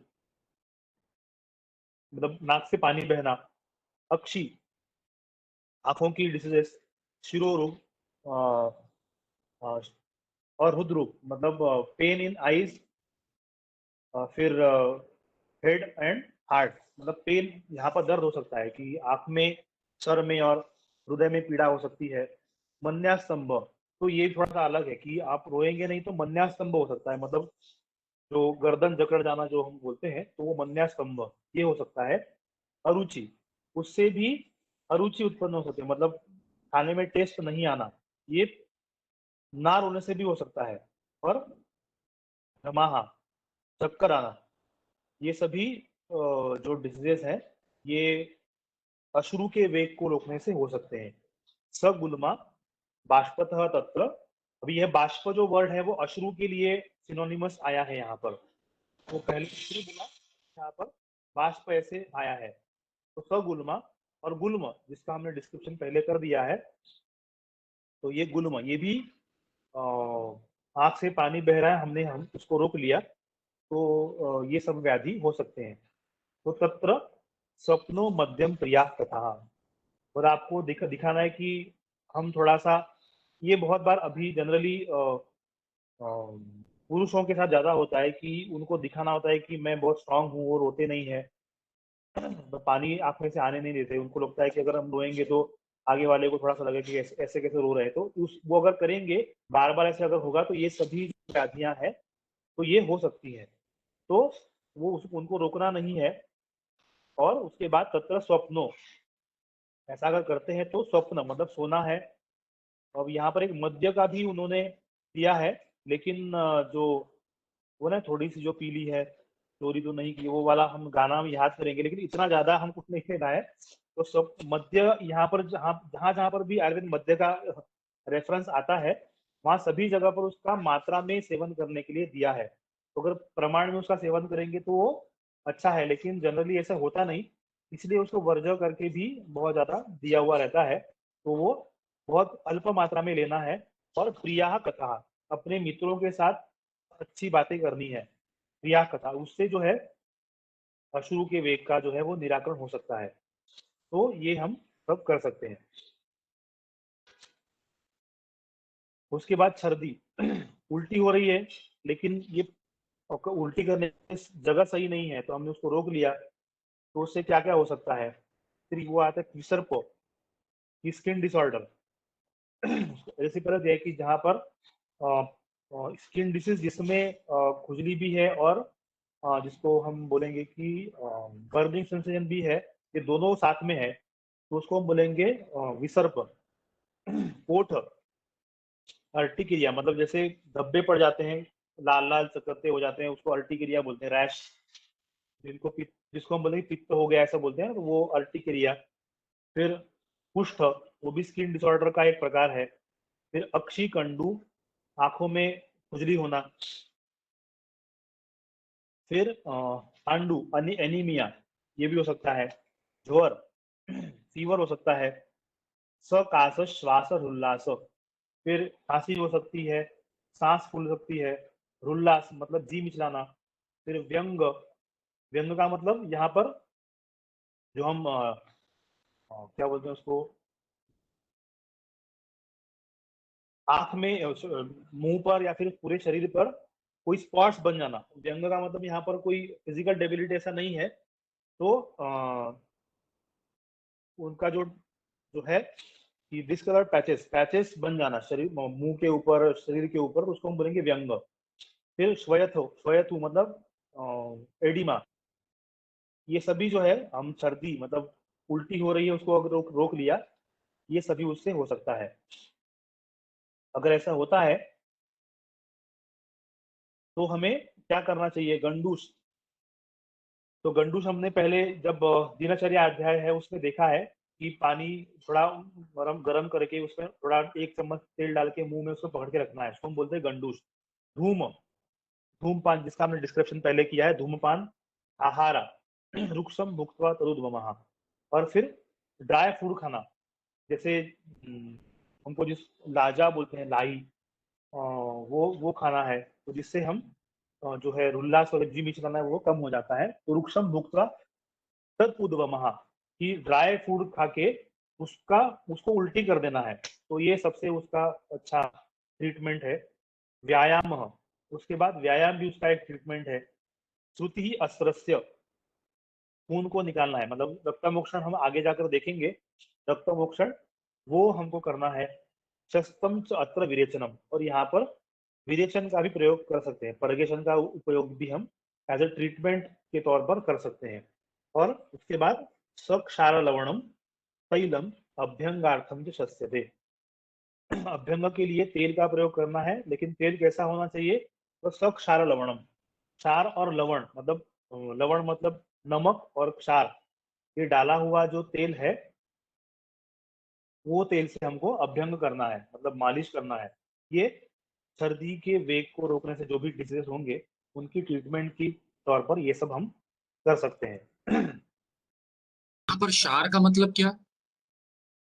क्षार मतलब एक्चुअली एक उसकी प्रोसीजर है बनाने की। अल्कलीज यहाँ पर ट्रांसलेशन किया है, लेकिन वो एक्चुअली जैसा हम कोई काष्ठौषधि है, सपोज अपामार्ग जिसको हम आघाड़ा बोलते हैं मराठी में, उसका अगर क्षार बनाना है तो उसको पानी में डाल के उसको पहले पूरा जला देते हैं, मतलब पानी में नहीं डालते, पहले उसको जला देंगे। तो अपामार्ग ड्राई हो गया तो उसको जला देंगे। जलने के बाद जो राख नीचे बचती है उसको पानी में डिजोल्व करेंगे। उसमें से जो भी डिजोल्व हो जाएगा तो वो ऊपर का जो नहीं डिजोल्व उसको निकाल देते हैं, और जो पानी उसको फिर उबालते हैं, और नीचे जो बचा हुआ रहता है उसको क्षार बोलते हैं। तो वो डाल के तेल में डाल के उससे मालिश करना, उसको हम क्षार बोलेंगे। अल्कली इसका ट्रांसलेशन किया है, लेकिन एग्जैक्टली वो ऐसा नहीं है। तो जैसे एक आघाड़ा करके है, अपामार्ग क्षार है, पलाश क्षार है, ऐसे बहुत अलग अलग प्रकार के क्षार का वर्णन आयुर्वेद में है। तो ढाक का के जो पत्ते हैं उनको भी ड्राई करके इसी तरह से जला के पानी में डाल के फिर वो जो नीचे बचता है मतलब जो पानी में जो डिजोल्व होगा वो रखते हैं, ऊपर का जो है वो निकाल देते हैं। फिर पानी में उबालने के बाद नीचे जो ड्राई होकर बचेगा उसको क्षार बोलते हैं। तो वो उसको हम क्षार बोलेंगे। वो डाल के तेल में उससे अभ्यंग करना, वो हम इसमें दिया है। फिर आता है शुक्र। अभी एक इसमें ये भी है कि सीमेन का भी वेग होता है, मतलब जैसा हम सेक्सुअल एक्ट के समय पर ये सब होता है। तो शुक्रात श्रवणम, अगर शुक्र का वेग उत्पन्न हो रहा है लेकिन उसको रोक दिया तो उससे भी बहुत सारे डिजीज हो सकते हैं। तो वो क्या होंगे? तत्श्रवणम गुह्य वेदना श्वेतु ज्वराहा, मतलब जब उसकी जरूरत नहीं है तभी उसका सीमेन का श्रवण होना, वो भी हो सकता है। फिर गुह्य वेदना मतलब वो जिस जो रीजन है वो रीजन में पेन होना, दर्द होना। उसके बाद होता है कि श्वेतु और एडिमा, ये हो सकता है। ज्वर मतलब फीवर, ये हो सकता है। हृदय व्यथा मतलब पेन इन कार्डियक रीजन। मूत्र संग, फिर यूरिन जो है ठीक तरह से उसको बाहर नहीं आना, ठीक है, उसको बोलेंगे मूत्र संग, रुक जाना। अंग भंग, पूरे शरीर में पेन होना। वृद्धि मतलब इससे भी वृद्धि मतलब हम उसको हर हाइड्रोसिल जिसको बोलते हैं उसको हम वृद्धि कहेंगे। हाइड्रोसिल हो सकता है। अश्म मतलब स्टोन, यूरिनरी स्टोन, ठंडता, इम्पोर्टेंसी, ये सभी चीजें अगर शुक्र के वेग को रोकेंगे तो वो हो सकता है। तो इन शॉर्ट, जो जब वो शुक्र का वेग आएगा तब उसको भी नहीं रोकना चाहिए, ये भी उन्होंने स्पेशली मेंशन किया हुआ है। तो फिर ताम्रचूड़, तो उसके लिए फिर क्या करना है? ताम्रचूड़ सुराशाली बस्ती अभ्यंग अवगाहनम बस्ती शुद्धिकर सिद्धम भजेत क्षीरम प्रिया स्त्रिया। तो ताम्रचूड़, ताम्रचूड़ का मतलब है कोमड़ा, क्या बोलते हैं उसको? कोमड़ा क्या बोलते हैं हिंदी में? कुक्कुट, कॉक। चिकन, वो हाँ उसका चिकन लेना है। तो जनरली यहाँ पर जो दिया है वो सब जगह पर मुर्गे का लेने के लिए दिया है, मुर्गी का लेने के लिए नहीं बोला है। आयुर्वेद में जहाँ पर भी चिकन का उल्लेख है तो मेल का लेने के लिए ज्यादा कहा है एज कम्पेयर टू फीमेल, ऐसा ज्यादा उसको दिया है। ताम्रचूड़, सुराशाली, अभी यहाँ पर भी सुरा का उल्लेख है, तो ये भी इन डेफिनेट क्वांटिटी उतना ही लेना है, ज्यादा नहीं लेना है। शाली, शाली का मतलब है चावल। फिर बस्ती, एनिमा, अभ्यंग, उसमें भी अभ्यंग अभ्यंग का उल्लेख आयुर्वेद में ट्रीटमेंट के जगह पर बहुत सारी जगह पर आता है। अभ्यंग वो एक बहुत बेसिक ट्रीटमेंट है अभ्यंग। अवगाहन मतलब टब बात, अवगाहनम बस्ती शुद्धि कर ही सिद्धम, और बस्ती को शुद्ध करने वाले जो भी द्रव्य है वो हमको लेने हैं। मतलब ये एक 15वां जो चैप्टर है अष्टांग हृदय का, उसमें ये बहुत सारे ड्रग्स के नाम आएंगे। उसको हमने अपने कोर्स में रखा हुआ नहीं है क्योंकि उनमें से बहुत सारे ड्रग का नाम हमको नहीं पता रहेगा। तो वो एक बहुत, वो एक ही चैप्टर समझाना मतलब एक बहुत बड़ा एक 10-15 लेक्चर की सीरीज उसके लिए करनी पड़ेगी और ये इतने जल्दी समझ में भी नहीं आएगा, इसलिए हमने वो चैप्टर को ड्रॉप किया है। लेकिन यहाँ पर बस्ती शुद्धिकर द्रव्य उसका एक अलग से एक क्लास ऑफ ड्रग्स है, तो उसका प्रयोग करना है। और भजेत क्षीरम, और दूध पीना है। और फिर भजेत क्षीरम प्रिया स्त्रिया, और अपने प्रिय जो स्त्री है उसके साथ रहना, ये उसके लिए ट्रीटमेंट दिया हुआ है। ये सभी चीजें हमको करना है।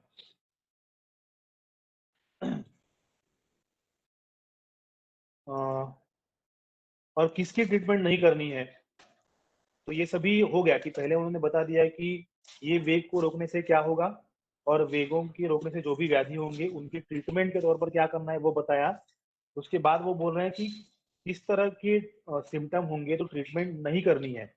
नहीं करने इसका मतलब इसमें हमको यश मिलने के चांसेस बहुत कम है, तो ऐसी क्या क्या कंडीशन है तो वो दिया है। त्रुटशूलार्थम त्यजेत क्षीणम विड़वमम वेगरोधिनम। तो किस तरह से वेगरोधी मतलब जिन्होंने वेग को रोका है तो उनमें क्या क्या सिम्टम होंगे तो हमको नई ट्रीटमेंट करना है। तो वो है कि त्रुटशूलार्थम, कि उसको बहुत ज्यादा प्यास लगी है और पेन है। क्षीणम, इसका बहुत ज्यादा इमेसिएशन हो गया है, मतलब वो बहुत पतला हो गया है। विड़वमम, हम जो फीसेस को उल्टी से बाहर निकाल रहा है तो उसको हम त्यजेत, मतलब उसकी ट्रीटमेंट नहीं करनी है। इसका मतलब उसकी ट्रीटमेंट करेंगे तो भी हमको उसमें लाभ नहीं मिलेगा, उसका कोई परिणाम हमको मिलेगा नहीं, तो उसको हमें ट्रीटमेंट नहीं करना है। सभी चीजें साथ में अगर है तो उसकी ट्रीटमेंट हमको नहीं करना है, या फिर अगर करनी है तो उनके जो रिलेटिव है उनको बता के करनी है कि हम ट्रीटमेंट कर रहे हैं लेकिन उसमें हमको फायदा मिलने के चांसेस बहुत कम है, ये बता के ट्रीटमेंट करनी है। नहीं तो फिर वो आ, उसका अगर वो ठीक अगर नहीं होगा तो उसका ब्लेम डॉक्टर के ऊपर ही जाएगा। इसलिए अगर ऐसी कंडीशन है तो फिर ट्रीटमेंट हमको पेशेंट के रिलेटिव को बता के ही करनी चाहिए, ये उन्होंने दिया है। और फिर जैसे मैंने पहले बोला, रोगाः सर्वेपि जायन्ते वेगोदीर्ण धारणैः। और वेग उदीर्ण, जब अर्ज नेचुरल अर्ज नहीं आया है उसका हम उस समय हमने उसको अर्ज करने की कोशिश की, या फिर धारण ही अगर वो अर्ज आया है और हमने उसका उदीरण नहीं किया, तो वो इन दोनों तरह से अगर करेंगे तो सब प्रकार के रोग हो सकते हैं। रोगा सर्वे भी जायन्ते, सभी प्रकार के रोग इससे हो सकते हैं वेगोदीर्ण धारण ही। और निर्दिष्टम साधनम तत्र, इसका मतलब ये जो दिया है रोगा सर्वेपि जायन्ते, इसका मतलब इसी से सब व्याधि होंगे ऐसा नहीं है। उन्होंने दिया कि ये करेंगे तो व्याधि सभी प्रकार के हो सकते हैं, केवल इसी से सब व्याधि होंगे ऐसा भी उसका मीनिंग लेने की जरूरत नहीं है। रोगा सर्वेपि जायन्ते, सभी प्रकार के व्याधि वेगोदीर्ण और धारण से हो सकते हैं। तो निर्दिष्टम साधनम तत्र भूयिष्ठम येतु तान प्रति, और उसके लिए जो भी हमने ट्रीटमेंट बताए हुए हैं तो उस वेग को रोकने से जो व्याधि हुए हैं उनकी ट्रीटमेंट उस तरह से आपको करनी है। ततश्च अनेकधा प्रायः पवनो यत् प्रकुप्यति अन्नपान औषधम तत्र युंजीत अतो अनुलोमनम। और ज्यादातर ये वेग उदीरण करने का कार्य वात दोष का है, कि वेग जो आता है, जैसे हमने पहले देखा है कि वात के जो कर्म है उसमें ये है कि वेग को प्रवर्तन करना ये मेनली वात का ही काम है, कफ और पित्त का काम ये नहीं है। इसलिए ततश्च अनेकधा प्रायः पवनो प्रकुप्यति, तो इसलिए वेग को धारण करने से और उदीरण करने से वात का प्रकोप होता है। इसलिए अन्नपान औषधम तत्र युंजीत अतो अनुलोमनम। तो अन्न पान मतलब भोजन और फ्लूइड और औषध, इस तरह के औषधों का प्रयोग करना है कि जो अनुलोमन मतलब वायु का जो प्रॉपर उसकी जो गति है वो उसको देने वाला जो भी अन्न पान और औषध है उसका प्रयोग हमको करना है।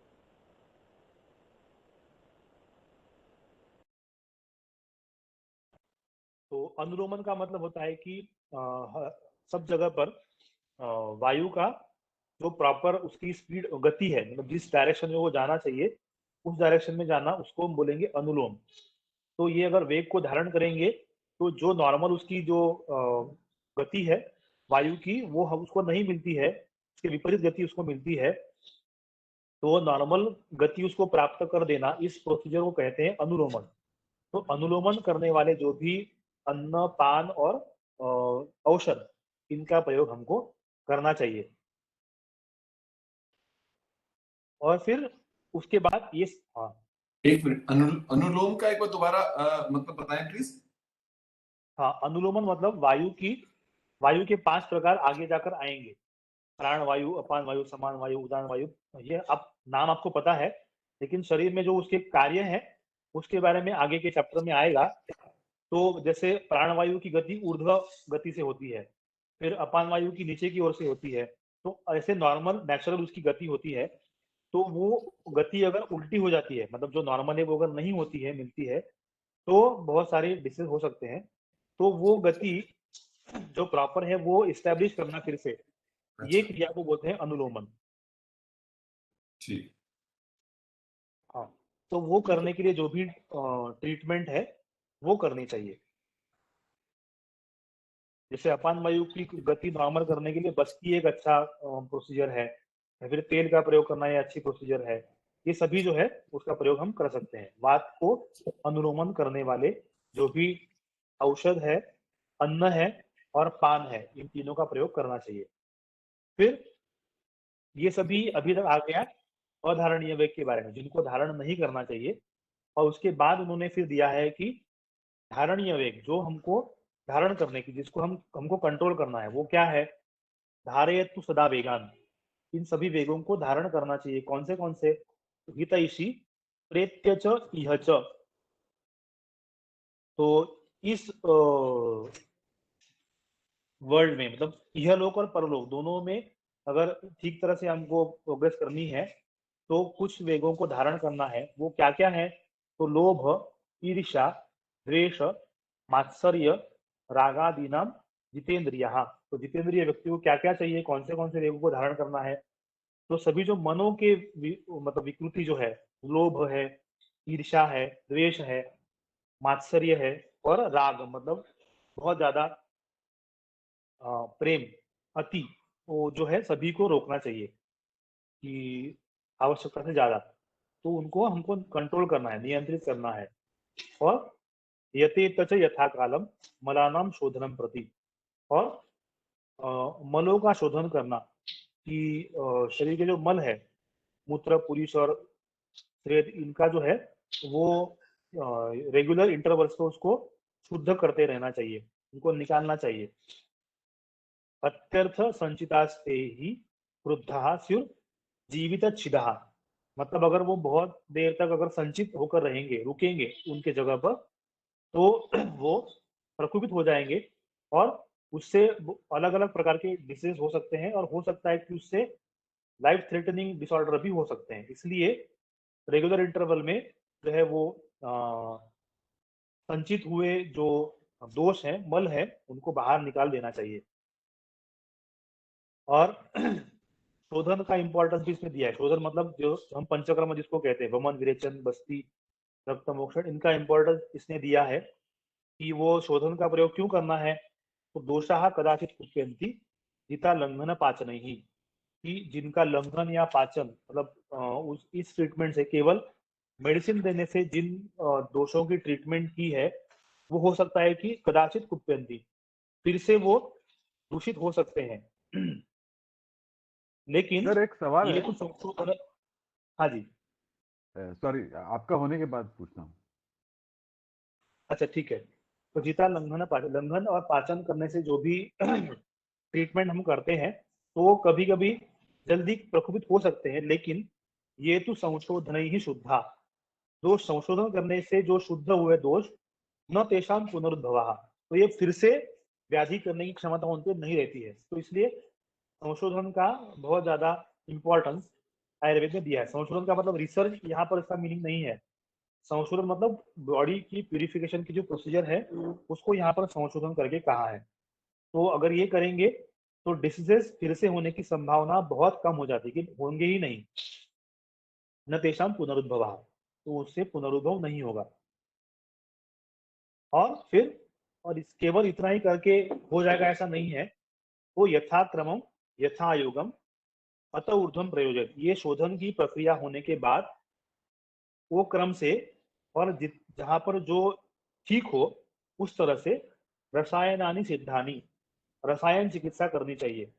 रसायन चिकित्सा मतलब जो रिजुविनेटिंग प्रोसीजर आयुर्वेद में बताई है रसायन, उसका प्रयोग करना है। और वृक्ष योगांश कालविद की जो एफ्रोडिसियाक जो ड्रग है, ज्यादातर रसायन द्रव्य होते हैं, तो उनका भी प्रयोग हमको करना चाहिए। फिर उसके बाद जो अन्न का प्रयोग करना, अन्न और आहार का प्रयोग जो करना, उसके बारे में दिया हुआ है कि किस प्रकार के आहार का प्रयोग करना है। और जब शोधन होने के बाद ये होता है कि बॉडी की जो स्टेमिना है वो कम हो जाता है और भूख कम हो जाती है, तो उसको प्रॉपर कंडीशन में लाने के लिए फिर क्या करना है, पथ्य आहार का सेवन करना है। भेषज क्षपिते, औषध का प्रयोग करने से बॉडी जो क्षीण हो गई है उसको नॉर्मल कंडीशन में लाने के लिए पथ्य आहार जो ब्रूहण करने वाला है, जो पथ्य है और शरीर का बल बढ़ाने वाला है, स्ट्रेंथ बढ़ाने वाला है, ऐसे आहार का सेवन करना है। उसमें क्या क्या आता है, तो वो है शाली मतलब चावल, चष्टिक मतलब जो 60 दिन में पकने वाला चावल है वो है, गोधूम मतलब है गेहूं, उसके बाद मुद्ग मूंग है, मांस है मतलब मीट, घृत मतलब घी है। ये सभी आहार का सेवन हमको करना है। उसके बाद हृदय दीपन भैषज संयोगात रुचि भक्ति दही, और जो मन के लिए अच्छा हो ऐसा आहार, भूख बढ़ा दीपन मतलब भूख बढ़ाने वाला आहार, भैषज संयोगात की जो औषध मन के लिए अच्छा है और भूख बढ़ाने वाले ऐसे औषध का भी प्रयोग करना है। रुचि भक्ति दही, और जो रुचि उत्पन्न करेगा कराएगा ऐसे औषध। उसके बाद अभ्यंग मालिश, उसके बाद उद्वर्तन, उद्वर्तन मतलब ड्राई पाउडर है उससे शरीर के ऊपर रब करना, उसको उद्वर्तन कहेंगे। उसके बारे में हमने पहले लिखा हुआ है। स्नान नहाना, निरूह, निरूह का मतलब बस्ती का एक प्रकार है, जो काढ़े की बस्ती होती है एनिमा, उसको निरूह कहते हैं। और स्नेह बस्ती भी, स्नेह बस्ती मतलब जो जो एनिमा में तेल का यूज ज्यादा होता है तो उसको स्नेह बस्ती ऐसा बोलते हैं। उनका प्रयोग करना चाहिए। और फिर ये करने से क्या होता है, तथा स लभते शर्म सर्व पावक पाटवम, ये सभी अगर शोधन प्रक्रिया के बाद अगर फॉलो करते हैं तो शरीर के सब प्रकार के जो अग्नि है, डाइजेस्टिव पावर है, वो नॉर्मल हो जाती है। सर्व पावक पाटवम, उसमें जो नॉर्मल उसकी जो स्ट्रेंथ है वो वापस आ जाती है। लभते शर्म, उसको आराम मिलता है। धी वर्ण इंद्रिय वैमल्यम वृषताम दैर्घ्यम आयुषः, और उसके बाद बुद्धि बढ़ती है, वर्ण अच्छा हो जाता है मतलब बॉडी का कॉम्प्लेक्शन अच्छा हो जाता है। इंद्रिय वैमल्य, शरीर के जो सेंस ऑर्गन्स है उसको उसकी जो स्ट्रेंथ है वापस मिल जाती है। वृषताम दैर्घ्य आयुषः, और फिर शरीर में स्ट्रेंथ वापस आ जाती है और आयुष मतलब अपनी लाइफ का स्पैन वो बढ़ता है। ये सभी चीजें जो है वो शोधन प्रक्रिया के बाद उसका जो आफ्टर अन्न और आहार विहार का सेवन करना है वो अगर करेंगे तो उनसे ये सब कुछ मिलता है। ये उसका फलश्रुति दी है। ये सबको हमको करना चाहिए। और उसके बाद ये सभी होने के बाद जो उन्होंने बोला कि एक तो धारणीय वेग बोला, फिर अधारणीय वेग बोला, उसके बाद कुछ व्याधि ऐसे होते हैं कि बिना ये कुछ किए हुए भी हो सकते हैं, उनको फिर आगंतुज व्याधि ऐसे बोला है कि जो दोषों के प्रकोप होने से नहीं होते हैं लेकिन दूसरे एक्सटर्नल कारणों की वजह से जो होते हैं उनको आगंतुज व्याधि कहा है। तो वो क्या क्या है, तो आगंतवो गदाह, ये लास्ट वर्ड है, आगंतवो गदाह मतलब आगंतुज व्याधि कौन से हैं, तो ये भूत विष वायु अग्नि, यहाँ पर भूत का उल्लेख है। ये जो हम भूत प्रेत पिशाच वाला है उसी का यहाँ पर रेफरेंस आया है। वो जिनको मानना है वो मान सकते हैं, जिनको नहीं मानना वो नहीं मानेंगे। लेकिन विष पॉइजन, फिर वायु की अग्नि की जल जाना, या फिर बहुत ज्यादा आवाज जाना, फिर क्षत, कोई वेपन से कुछ इंजरी हो जाना, भंग, फ्रैक्चर, अंगारी संभवाहा, ये सभी जो अगर होता है, फिर राग द्वेष भयाद्याश्च, ज्यादा क्रोध आने से, किसी का द्वेष होने से, और भय, बहुत ज्यादा डरने से, ये सभी जो है आगंतुक व्याधि होते हैं।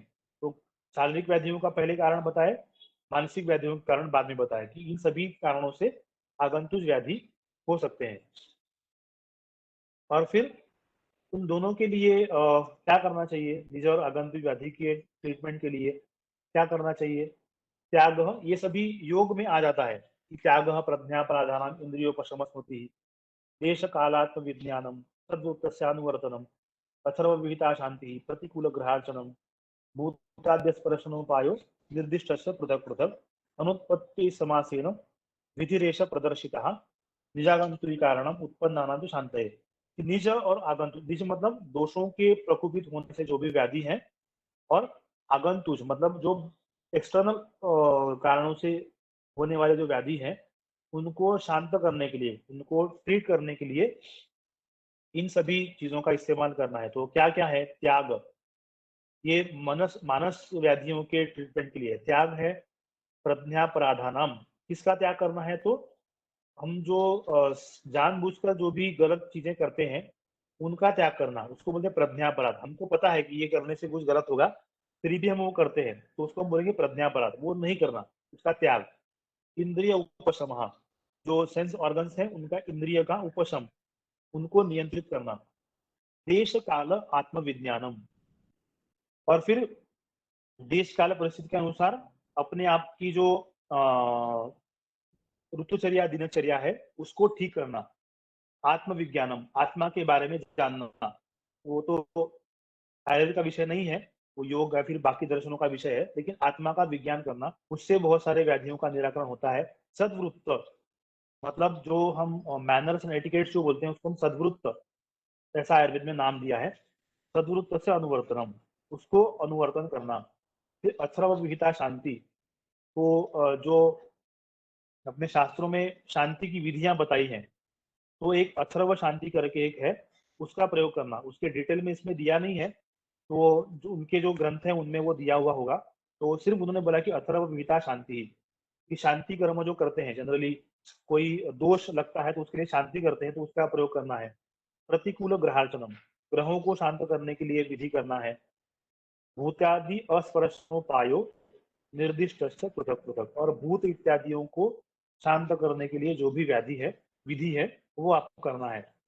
और ये अनुत्पत्ति समासेन विधिरेश प्रदर्शिता, तो जो उत्पन्न नहीं हुए हैं उनके शांत, वो नहीं हो इसलिए, और जो व्याधि उत्पन्न हुए हैं उनको शांत करने के लिए, दोनों के लिए इन सभी चीजों का प्रयोग आपको करना है।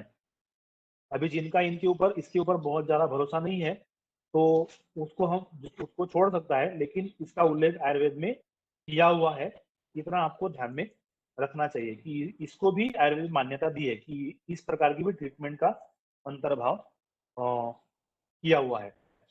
फिर उसके बाद दोषों को बाहर निकालने के लिए सूटेबल टाइम कौन सा है, वो दिया है कि शीतोद्भवम दोषचयम वसंते, उसका भी हमने जब ऋतुचर्या अध्याय देखा है, उसमें थोड़ा सा उसका उल्लेख आया है कि दोषों को किस समय पर बाहर निकालना चाहिए। तो वो है शीतोद्भवम दोषचयम वसंते, शीत ऋतु में जो दोषों का संचय हुआ है, मतलब ज्यादातर कफ का संचय शीत ऋतु में होता है, उसको शरीर के बाहर निकालना है, विशोधयेत, तो बाहर निकालना है वसंत ऋतु में। तो वसंत ऋतु में कफ दोष को बाहर निकालने के लिए जो प्रोसीजर है वो करनी है, मतलब वमन कराना है। उसके बाद ग्रीष्मजम अभ्र काले, और ग्रीष्म ऋतु में जो भी दोषों का संचय हुआ है, मतलब वात दोष का, उसको बाहर निकालने के लिए अभ्र काले, मतलब बरसात में उसको बाहर निकालना है, मतलब बस्ती का प्रयोग करना है। घनाते वार्षिकम आशुहन्य, वार्षिकम आशु सम्यक, तो और जो वर्षा ऋतु में जो दोष संचित हुए हैं, घनाते मतलब वर्षा ऋतु, मतलब बादल जब आते हैं तो वर्षा ऋतु होती है, तो वर्षा ऋतु में जो भी दोषों का संचय होता है, मतलब वात दोष का संचय वर्षा ऋतु पित्त दोष का संचय वर्षा ऋतु में होता है, तो उनको वार्षिकम आशुहन सम्यक, उसको शरद ऋतु में उसको बाहर निकाल देना है।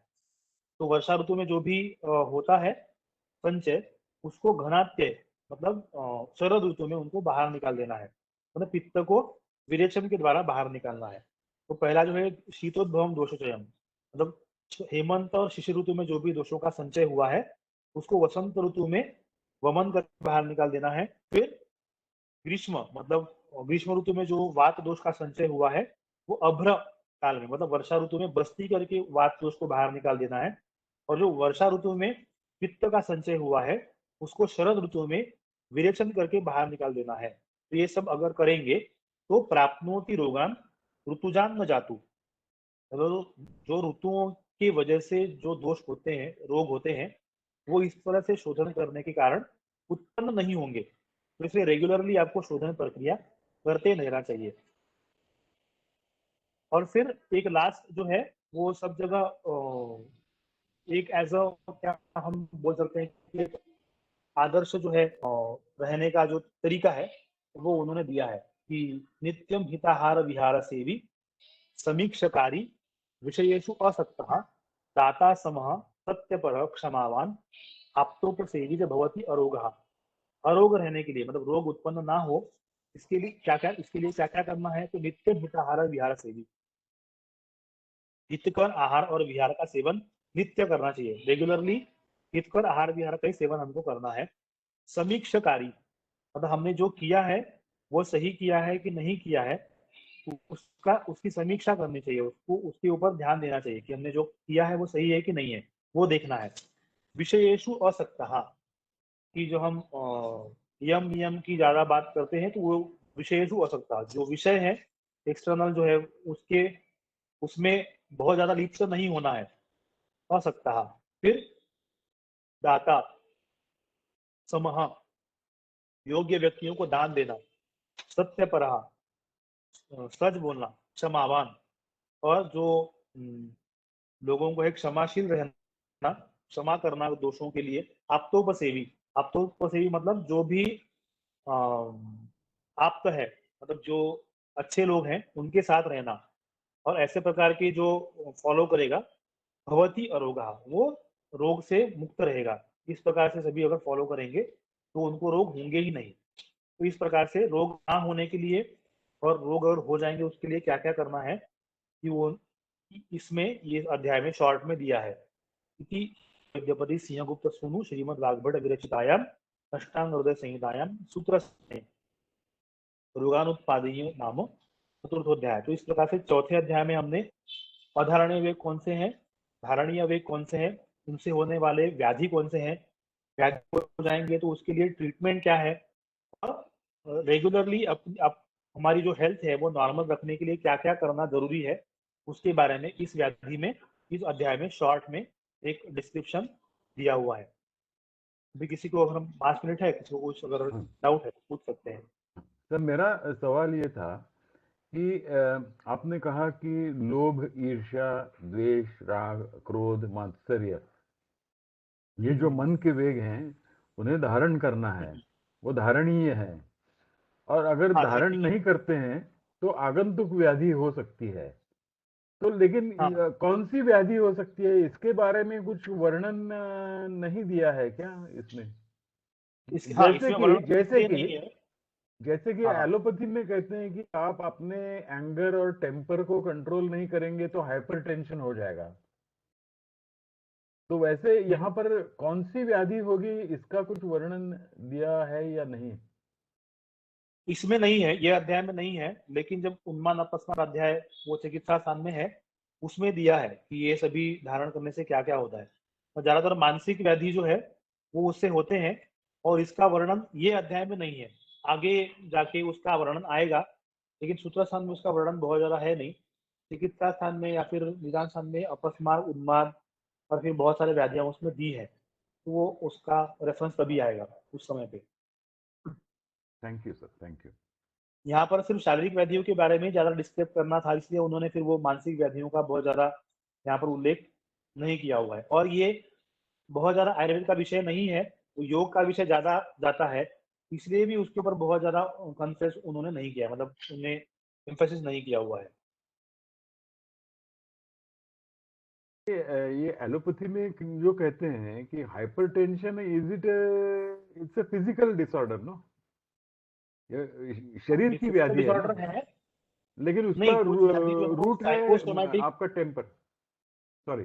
हाँ वो है ही। जब व्याधि का बारे में दिया हुआ है ना, निदान स्थान में बहुत सारी जगह पर दिया हुआ है, तो उसमें ये सभी जो है निदान मतलब कारण के तौर पे ये बहुत सारी चीजें आती है।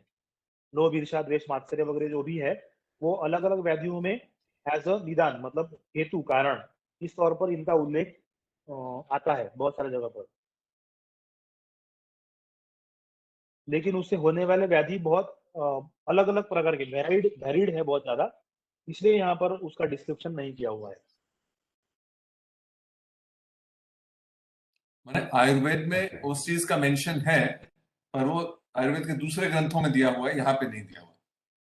हाँ मतलब उसमें दूसरे ग्रंथ मतलब दूसरा इसी में अष्टांग हृदय में चिकित्सा स्थान है, वहां पर उन्माद अपस्मार चिकित्सा है, उसमें इसका उल्लेख ज्यादा मिलता है। लोभ, ईर्ष्या वगैरह जो है वो कारण, उनसे जो होने वाले व्याधि हैं उनका वर्णन वहां पर ज्यादा मिलता है। और जहां जहां पर शारीरिक व्याधियों से इनका संबंध है, उनका वहां वहां पर जो भी निदान है वहां पर उनका उल्लेख किया हुआ हमको दिखता है।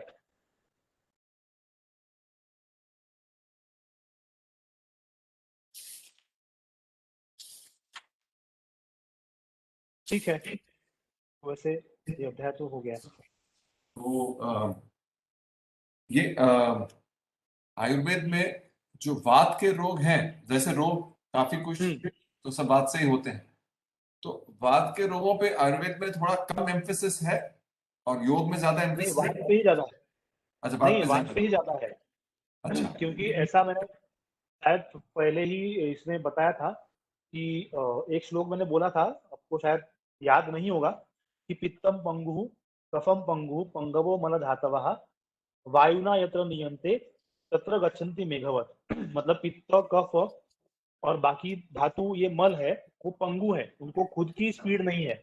तो वायुना यत्र नियंते, वायु से वो जहां जहां पर लेकर जाएगा वहां वहां पर व्याधि उत्पन्न होगी। जैसे बादलों को हवा बहा के ले जाती है, तो जहां पर वो रुकते हैं वहां पर बरसात होती है। वैसे ही वो धातु और दोष शरीर में जहां जहां पर फैलेंगे संकुचित हुए, तो वो वात से होंगे, और जहां पर जाएंगे वहां व्याधि उत्पन्न होगी। इसलिए वात ही सबके लिए ज्यादा रिस्पॉन्सिबल है। तो वात की ट्रीटमेंट तो दी हुई है, ऐसा नहीं है कि वात की ट्रीटमेंट नहीं दिया है, लेकिन वो शारीरिक एंगल से ज्यादा है, हम्म। मानसिक एंगल से कम है, ऐसा है। तो अभ्यंग जैसे है, वो एक शायद बात का ही ट्रीटमेंट है ना? हाँ तो हाँ है, तो अभ्यंग करने के ये तो खुद से भी कर सकते हैं और कोई आपके लिए और भी कर सकता है। तो अभ्यंग करने हाँ में एक तो मतलब स्पेशली खुद से करने में क्या डूज एंड डोंट्स हैं कोई?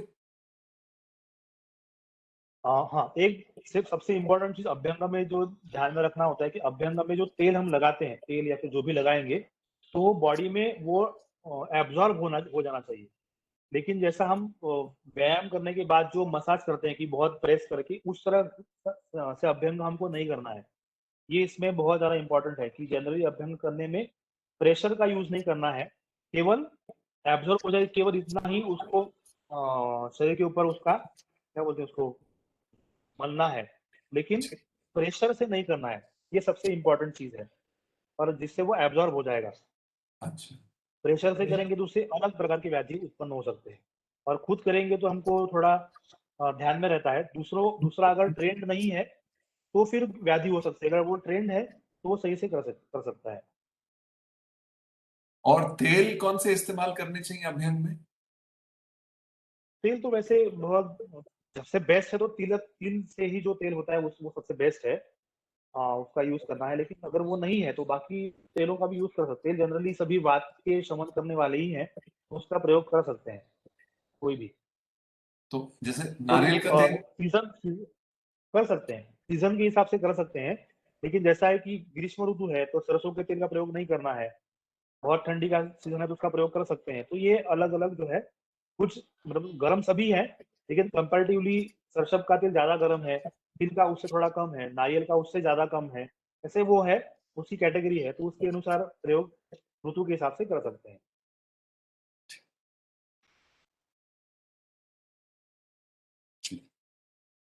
और ये ठीक है। ओल्ड थोड़े से एजेड लोगों के लिए, जैसे मदर हैं, शी 80+, तो क्या उनके लिए लाइट अभियान रेगुलरली किया जा सकता है, मतलब ऑलमोस्ट एवरीडे बेसिस पे? एवरीडे कर सकते हैं, लेकिन उसका फिर अभ्यंग करने के बाद स्वेदन भी जरूरी होता है कि मतलब जो किया हुआ है वो निकल भी जाना चाहिए। तेल केवल बॉडी के ऊपर रह जाएगा तो नहीं चलेगा, स्वेदन हाँ, करके वो निकल जाना चाहिए, तो फिर वो उसका जो नॉर्मल है वो हो जाए। नहीं तो फिर दोनों भी चीजें होती है, एक तो एक्सटर्नल जो धूल है वो मिट्टी वहां पर लग सकती है, या फिर कपड़े भी खराब हो सकते हैं, तो वो जो लगाया हुआ है वो निकल जाना वो भी इम्पोर्टेंट है। जितना अंदर जाएगा वो रहेगा, जो शरीर के ऊपर रहेगा वो ऊपर रहने की जरूरत नहीं है। उसको उद्वर्तन वगैरह पाउडर लगा के, पाउडर इन द सेंस की जो हम बाद में तेल लगाने के बाद जो क्या